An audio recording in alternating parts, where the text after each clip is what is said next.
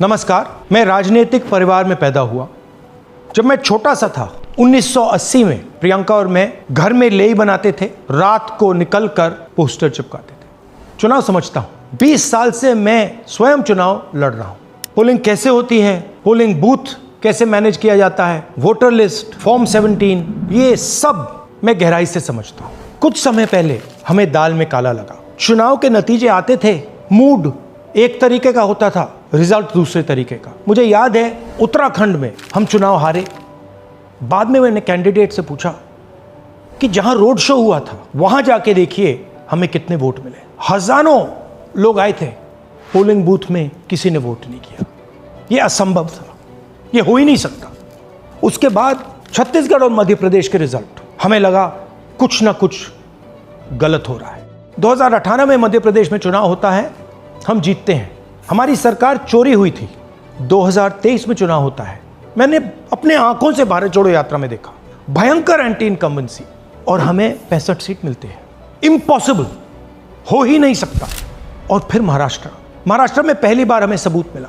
विधानसभा और लोकसभा के बीच में जादू से नए वोटर आते हैं, और जहां भी इन नए वोटर्स ने वोट किया वहां वोट बीजेपी को गया। महाराष्ट्र चुनाव के बाद जब हमें डाउट हुआ, हमारे गठबंधन के सारे नेताओं ने प्रेस कॉन्फ्रेंस किए और हमने इलेक्शन कमीशन से कहा कि आप हमें वोटर लिस्ट दीजिए, वीडियो रिकॉर्डिंग दीजिए। इलेक्शन कमीशन ने मना किया। ना उन्होंने हमें वोटर लिस्ट दी और ना उन्होंने वीडियो रिकॉर्डिंग दी।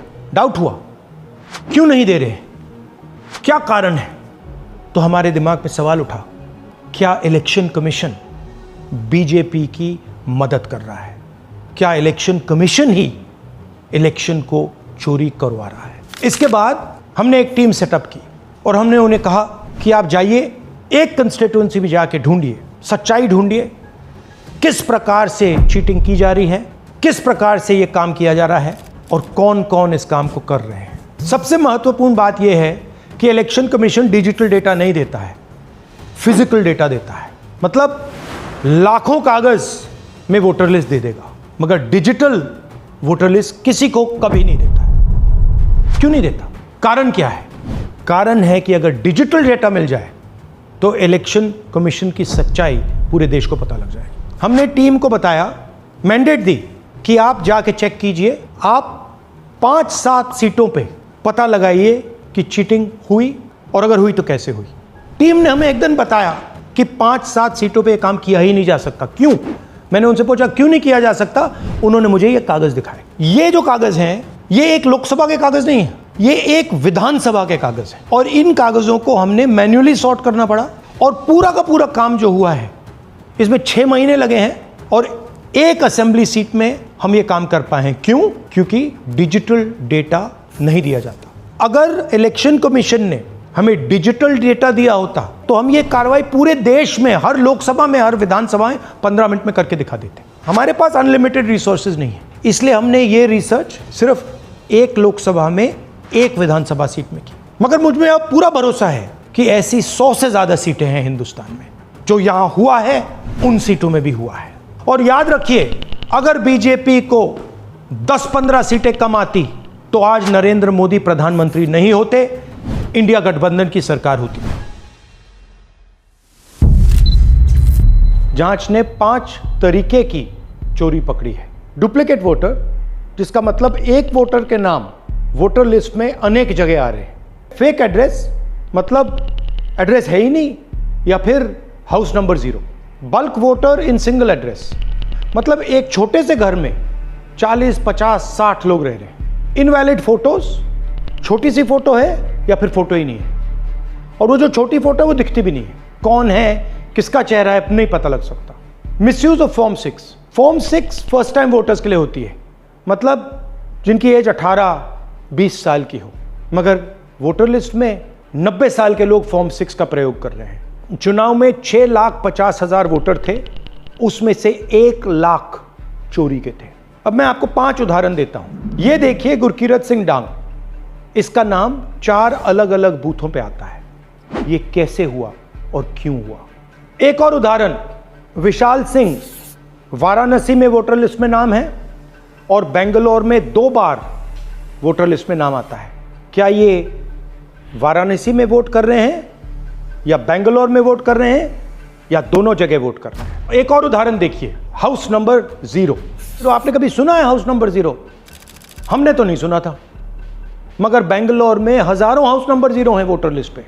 हाउस नंबर 35 की कहानी सुनिए। छोटा सा घर है, ज्यादा से ज्यादा 4 लोग रह सकते हैं, मगर इस 35 में 80 लोग वोटर लिस्ट में रजिस्टर्ड है। ये ईआरओ ने कैसे अप्रूव किया, क्यों अप्रूव किया, पता लगाना है। अच्छा, अब ये देखिए वोटर लिस्ट, इनकी फोटो देखिए, या फोटो है ही नहीं या फिर छोटी छोटी फोटो है तो दिख नहीं सकती। इन वोटर आईडीज पे वोट दिया गया है। अब मैं आपको बताता हूं शकुन रानी की कहानी।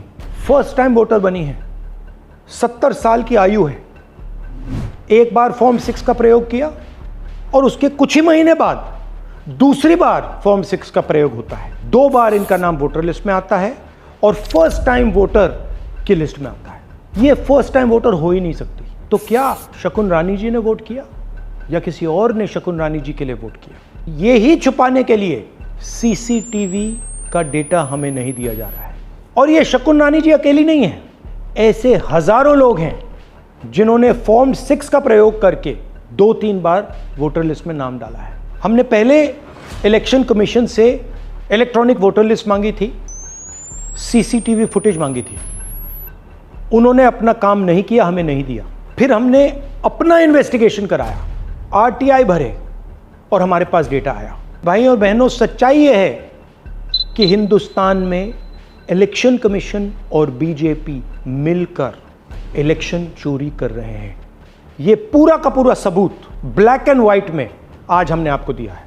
इलेक्शन कमीशन जानता है कि हमने उनकी चोरी पकड़ ली है, इसीलिए एसआईआर आया है। यह एसआईआर जो है इंस्टीट्यूशनलाइज चोरी है। इलेक्शन कमीशन खुलकर बिना डरे बीजेपी के साथ मिलकर चोरी कर रहा है। और ये जो एसआईआर है, इसका लक्ष्य गरीबों का जो हक है, उनका वोट जो है, उनसे चोरी करने का है। मैं आपको एक और बात बताना चाहता हूं। इस पूरी इन्वेस्टिगेशन में हमने वोटर एडिशन को देखा है, मगर जितना एडिशन होता है शायद उससे ज्यादा डिलीशन होता है, सब्ट्रैक्शन होता है। तो ये सिर्फ एक मेन तरीका हमने पकड़ा है, दूसरे तरीके पे हमने इन्वेस्टिगेशन की ही नहीं अभी। मैं इलेक्शन कमीशन और इलेक्शन के ऑफिसर्स को साफ कह रहा हूं, आप जो कर रहे हो गलत कर रहे हो, ये ट्रीजन है, देश के खिलाफ है। ये मत भूलिए, टाइम आएगा हम आपको पकड़ेंगे, बचने वाले नहीं हो। It is critical that we expose voter चोरी।